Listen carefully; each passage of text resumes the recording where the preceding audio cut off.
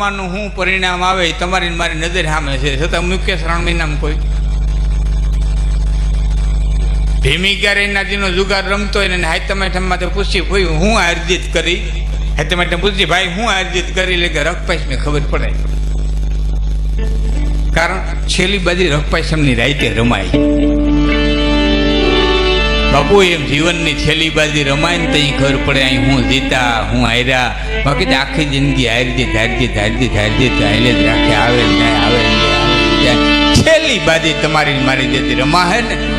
અને એટલે જ કવિઓએ માગ્યું છે કે ઇતના તો કરના સ્વામી જો પ્રાણ તન સે નીકળે. બસ મારી આ છેલ્લી ઘડી દંતો ઘડી સોઈ પલકો સાયાજી અમને ડરતો લાગ્યો સોઈ તનકો. એ ઘડી એ પલ મારી સુધારી લેજે દીદી તું હામો ઉભો અને હું પ્રાણ છોડતો હોઉં. આ બાજી રમવાની મજા છે. બાકી તો આવે બાજી જાય બાજી પાંચી હવને મતું જીતી ગયા, પાંડવોને મતું જીતી ગયા, કૌરવોને મતું જીતી ગયા, રાવણને મતું જીતી, કોઈ કાંઈ જીતા નથી. કોઈની શાંતિ હતી બાપુ? નો તમને અધૂરું અધૂરું જ્ઞાન પીરસાણું હોય, અધૂરું અધૂરું આવ્યું હોય, અધૂરું અધૂરું ઉપરથી આવ્યું હોય, નો હોય ખ્યાલ. ક્યારેક ઊંડા ઉતરીને શાસ્ત્રો કારણ કે વાંચવાની તો આપણને કોઈ ટેવ નથી. બાપુને હું એ જ કહેતો હતો ને કે જે અર્થો કરી દઈએ આપણે સાંભળી લેવાના. યદા યદા ધર્મ છે ગ્લાનિ ભવતિ ભારત અભ્યુત્થાનમ ધર્મ છે તદાત્માનમ સૃજામ્યહમ. જ્યારે જ્યારે ધર્મનો નાશ થાય ત્યારે ત્યારે ભગવાન અવતાર ધારણ કરે. હવે ગ્લાનિ આમાં કે નાશ એવો શબ્દ જ લખ્યો નથી. યદા યદા ધર્મ છે ગ્લાનિ ભવતિ ભારત. આમ નાશ ક્યાં લખ્યો? ગ્લાનિનો અર્થ તો અરુચિ થાય. ધર્મથી અરુચિ આવે અને અરુચિ ક્યાંથી આવશે? એક એક કથાથી તમને અરુચિ નહીં આવે, ક્યાંય નહીં આવે. વોટ્સઅપ તમને અરુચિ લાવી દે. એટલા મેસેજ આવે ને ધાર્મિક, આમ થાય કે આપણે જ રહી ગયા, બાકી બધા સુધરી ગયા.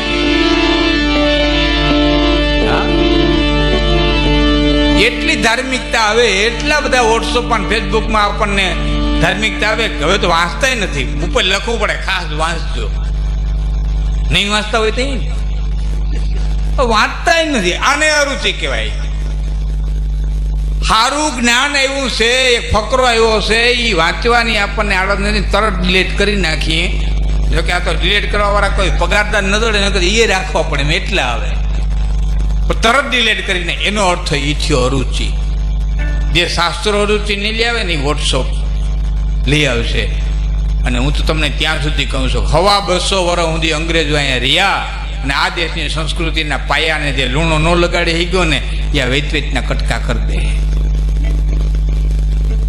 બાપુ આ તમે કથા વાંચીને 15 મહિનોથી વાંચીએ ને અહીંયા તમારે એક આવતે વાર અખતરો કરી લેવો. એક વ્યક્તિને મહિના દી સુધી હામો બેહાડી અને એક જોવાને તમારે જ્ઞાન દેવું અને પછી 31મા દિવસે એને પૂરેપૂરું શું કહેવાય બેલેન્સ ભરાવી અને 1 કલાક મોબાઈલ દેવો. તમારું 1 મહિનાનું જો પાણી માથે ન ધોવાય મને કહી દેવું.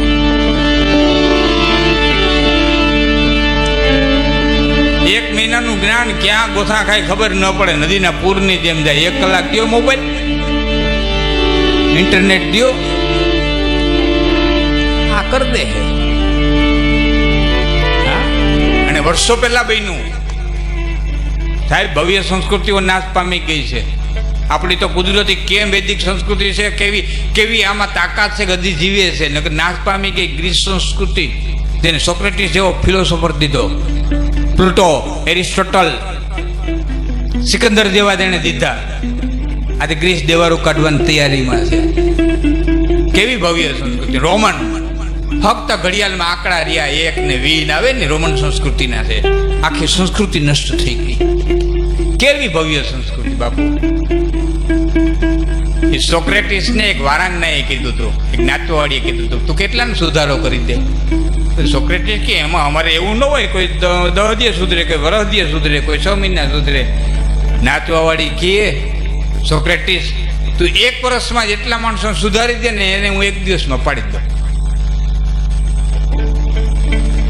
તું 1 વર્ષમાં જેટલા સુધારી ને એટલા હું 1 દિવસમાં પાડી દઉં. અને ત્યારે સોક્રેટિસે કીધું હતું બહુ સાચી વાત છે કે કેમ કે મારું કામ છે ને પાણાને ડુંગર ઉપર ચડાવવાનું છે અને તારું કામ છે ને ફક્ત ધક્કો મારવાનું છે. થઈ શકે. કહેવાનો અર્થ એ છે કે જે અંગ્રેજો ન કરી ગયા, જે બીજાએ કંઈ ન, હું મોબાઈલનો વિરોધી નથી, ટેકનોલોજીનો વિરોધી નથી, પણ એનો જે ઉપયોગ થાય છે ને,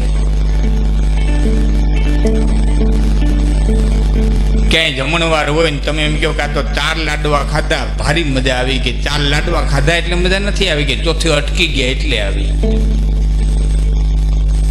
જો 5મો ખાધો હોત તો હોસ્પિટલમાં હોત. એનો અર્થ એ છે તમને ક્યાંક અટકતા આવડ્યો. મોબાઈલનો વિરોધ નથી, ક્યાંક અટકતા આવડવું જોઈએ. મારે ક્યાં અટકવું, કેટલું અટકવું, કેટલેથી અટકવું, બસ આટલી ખબર પડી જાય ને કે ક્યાં અટકવું ને કેમ અટકવું, એટલે જીવન. હું સમાજ સુધારણા તરીકે નથી આવ્યો તો ને મોજ કરવા, આનંદ કરવા, પણ મને અટાણે યાદ આવી ગયું થોડું વિજ્ઞાન, થોડુંક સાયન્સ. ભારતની આપણી આ ભૂમિ ઉપરથી ઘણાના માઇન્ડ છે ઉતરી ગયા છે. આપણો દેશ આવો છે ને, આપણો દેશ આવો છે ને, આપણે પસાદ છે ને, આપણે આમ છે ને, આપણે કોઈએ કાંઈ બુકો નથી કાઢી લીધો. એ આમ જ છે. આ દેશ તો આ દેશ છે. શું કહેવાય આ દેશની વાત? હે સાહેબ, આમાં ક્ષત્રિયો બેઠા હોય તો માફ કરજો. મોગલો આવ્યા પછી પડદો આવ્યો બાપુ. મોગલ આવ્યા ને પછી પડદો આવ્યો. બાકી આ હિન્દુસ્તાનની ક્ષત્રિયાણી દીકરી ભર સભાની માલિક પર ઊભી થઈને બાપને કઈ હક હતી કે નેઠો ઉતારી નહીં પૈણ્યો. માને બુક કઈ નહીં, બાપને એક બધું બોલાવીને નહીં, ખૂણામાં બાપને બોલાવીને નહીં, દાસી દ્વારા કેવડાવીને નહીં, ભર સભામાં પોતે ઊભી થઈને બાપને એમ કહેતી કે કરણ સુતપુત્ર છે, એને ત્યાંથી હેઠો ઉતારો, એને નહીં પૈણ્યું. એ દીકરી કેટલી ફોડવડી છે, એ દીકરી કેટલી સ્વતંત્ર છે કે ભર સભામાં રાજાઓ દુનિયાના ભેરા થયા છે ને ઊભી થઈને બાપને કઈ હકતી હોય નહીં પૈણ્યું. કેટલી ફોડવડી છે. આ દેશ છે તો એટલી સ્વતંત્રતા વાળો છે. આ બંધિયાર નથી. તો મોગલો આવ્યા પછી આવ્યો પડદો. ક્યાંયની રાજપૂતાણી, આની ક્ષત્રિયાણી.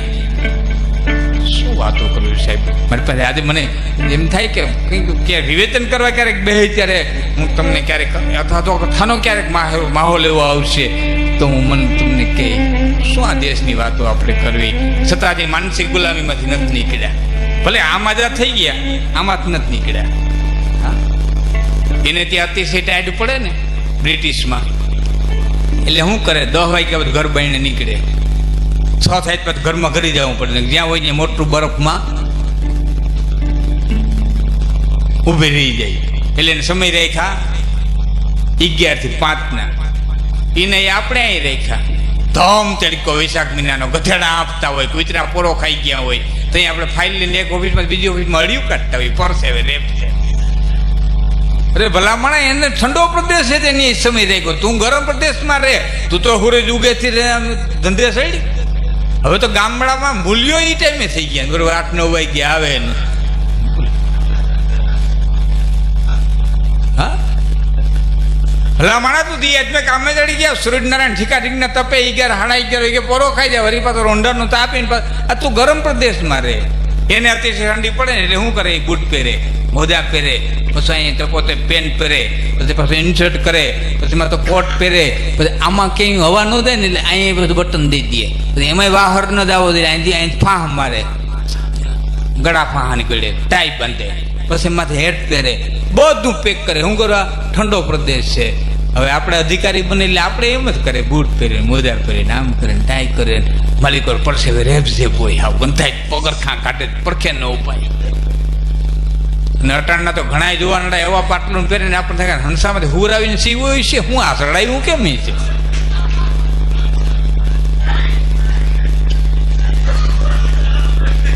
એ ભલામણા તો ગરમ પ્રદેશમાં રહે, ખુલ્લા લુગડા પહેર.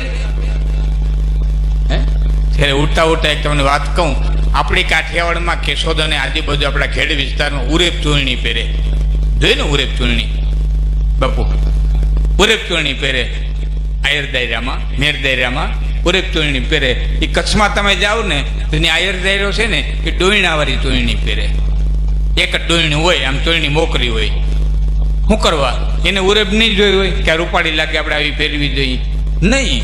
એને કચ્છ પ્રદેશ છે, એને રેતીના ઢુવા ઉડતા હોય, પવનની હારે ઝીણી રેતી ઉડતી હોય, એને ખુલ્લું લુગડું પહેરવું પડે, ક્યાંય પણ ઉતરે ને ડોયણું ખોલીને કરી નાખે, રેતી ખખેરાઈ જવી જોઈએ. આપણા જેટલી તપોતે પોતામાં રેતી ખૂટી જાય. તો તમારે કપડું એવું પહેરવું જોઈએ તમારું જેવું વેધર હોય, તમારે એવું ખાવું જોઈએ તમારું જેવું વેધર હોય, તમારું જેવું વાતાવરણ હોય. હા, આપણે તો ઉનાળામાં મહેમાન આવે એટલે આમાં ઠંડુ ઠંડુ શ્રીખંડ લઈ આવેલી, એક ચમચી શ્રીખંડ ની ખાઈ ને બીજી ચમચી ઊની ઊની ડાયરેક્ટ નહીં પી. હવે આને શેને માટે તૈયાર થવું? ટાઢા માટે, ઉના માટે? આ હોજરીને તૈયાર કેને માટે થવું? ટાઢા માટે કે ઉના માટે? હું આવું તમને કેટલું કહું, શું કહું મિત્રો? આ એક ફોરેનરોની એક જબરજસ્ત ચાલ હાલે છે ભારતને પછાત કરી દેવાની. સાહેબ, દૂધમાંથી અડધી કલાક સુધી કોઈ પણ પ્રકારનું ફ્રૂટ ખાવાની મનાઈ છે આયુર્વેદિકમાં. કારણ કે ફ્રૂટમાં ખટાશ હોય ને હોય, ગમે એવું ફ્રૂટ હોય, ખટાશ હોય, અને દૂધમાં ખટાશ પડે એટલે શું પરિસ્થિતિ થાય એ તમે જાણો છો. કાંટા લાગતા હતા, એમાં ઓલા ફોડલા થતા કોઈ જોઈએ? હમણાં જ લઈ ગયા, મને ખબર છે. એને જામરા કહેતા. હા, એ જામરાને ફોડો આવે તો શું કરતા? ફોદો બાંધતા. દૂધને અને શાહીનું ટીપું નાખીને ચૂલામાંથી ઊનું કરે ને એટલે પાણી કરી દે ને દૂધનો ફોદો થઈ જાય, અને આસા લુગડા નાખીને પછી બાંધતા. જેવું છાશનું ટીપું નાખીને દૂધને ગરમ કરો ને એટલે તરત ફોદો થઈ જાય. ત્યાં આમાં શું થાય? ખટાશ ને દૂધ બે ભેરા થાય, અગ્નિ તો છે જ એમાં, એ તરત ફોદો થાય. ફોદો એ એસિડિટી, બીજું કાંઈ નહીં.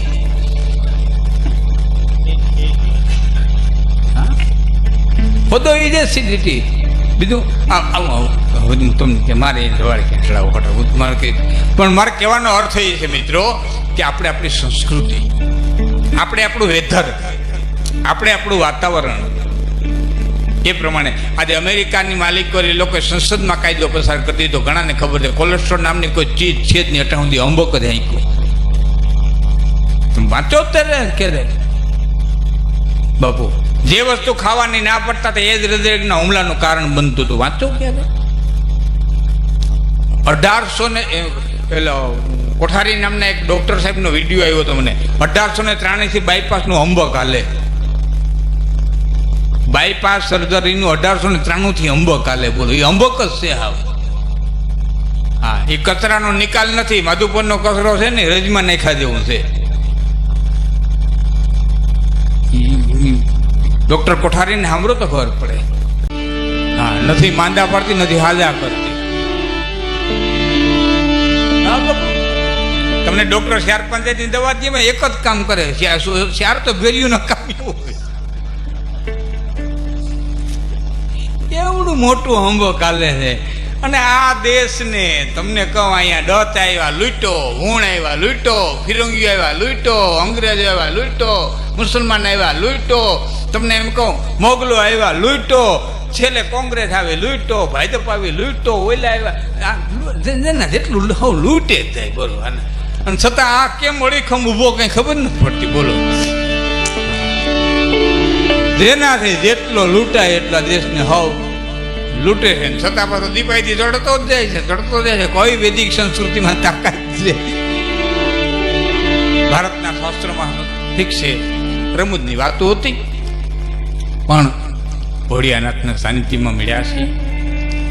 દાદો બહુ દયાળુ છે, અને ભક્તિ અને ભક્તિની અનુભૂતિ એ હું ગમે એટલું વર્ણન તમારે અમે ગમે એટલી વાર્તા એવું કરું અને ગમે એટલું તમને સમજાવવાની કોશિશ કરું કે ગમે એટલા દ્રષ્ટાંત દઉં, ફક્ત એ દ્રષ્ટાંતો તમને મુશ્કેલીના સમયમાં થોડીક રાહતરૂપ થાય. બાકી સાચી તાકાત તો તમને તમારા આત્મામાંથી જ આવશે, મારાથી ન આવે.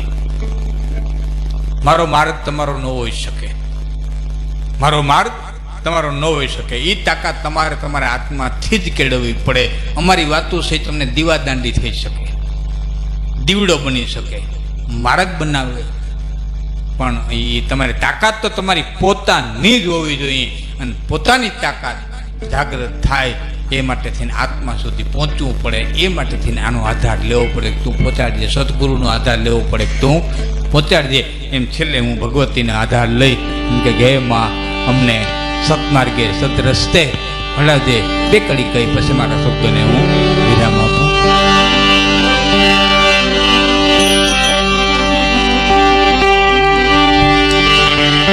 માડી તારા ભેડી જામાં ઉજળો મારું ભાવી રે યાદ આવડ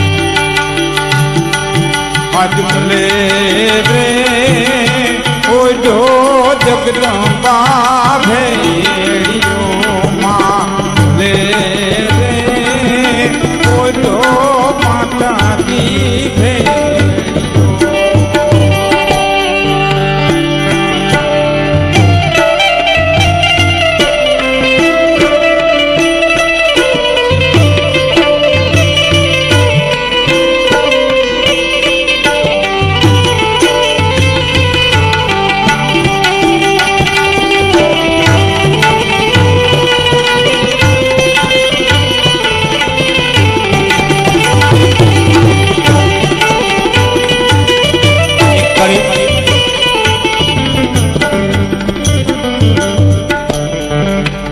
માડી જૈન મહેશે પિંજો ને ઉમાએ કાતી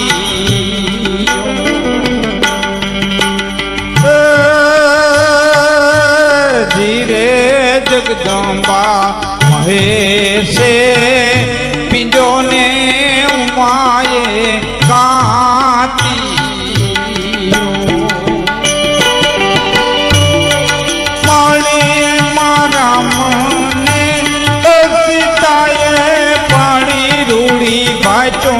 રે યાદ શક્તિ